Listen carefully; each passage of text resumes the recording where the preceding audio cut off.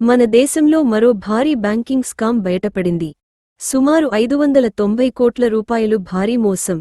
ఇది ఎలా జరిగింది? ఎవరు ఇందులో ఉన్నారు? ఇప్పటి పరిస్థితి ఏంటి?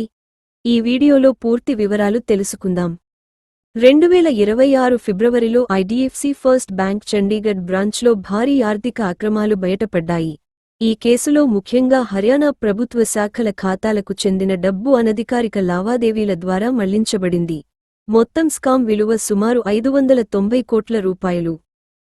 దర్యాప్తులో మాజీ బ్రాంచ్ మేనేజర్, మాజీ రిలేషన్షిప్ మేనేజర్ మరియు వారి కుటుంబ సభ్యులు మొత్తం 4 అరెస్టు చేశారు.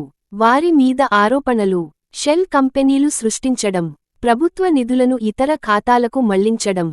దర్యాప్తు ప్రకారం ప్రభుత్వ పథకాల కోసం తెరవబడిన ఖాతాల్లోని నిధులు నకిలీ చెక్కులు మరియు అనధికార ట్రాన్సాక్షన్ల ద్వారా ఇతర ఖాతాలకు బదిలీ అయ్యాయి. ఇది ఖాతా మూసే సమయంలో బ్యాలెన్స్ సరిపోలకపోవడంతో బయటపడింది.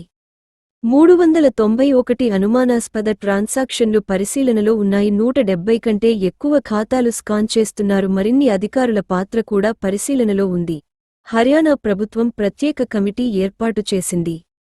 బాధిత ప్రభుత్వ విభాగాలకు బ్యాంక్ డబ్బు తిరిగి చెల్లించింది. ఫోరెన్సిక్ ఆడిట్ ప్రారంభించారు. కొన్ని ప్రైవేట్ బ్యాంకులను ప్రభుత్వ ట్రాన్సాక్షన్ల నుంచి తొలగించారు.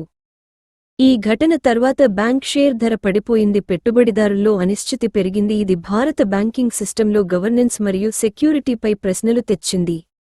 ఈ స్కామ్ మనకు నేర్పింది: అంతర్గత నియంత్రణలు బలంగా ఉండాలి. ప్రభుత్వ నిధులపై అదనపు భద్రత అవసరం. బ్యాంకింగ్ వ్యవస్థలో పారదర్శకత చాలా ముఖ్యం. ఐడిఎఫ్సి ఫస్ట్ బ్యాంక్ స్కామ్ భారత బ్యాంకింగ్ రంగానికి పెద్ద హెచ్చరికగా మారింది. దర్యాప్తు ఇంకా కొనసాగుతోంది. మరిన్ని వివరాలు త్వరలో బయటపడే అవకాశముంది. ఈ వీడియో నచ్చితే లైక్ మరియు సబ్స్క్రైబ్ చేయండి. ఇలాంటి వివరాల కోసం మళ్ళీ కలుద్దాం.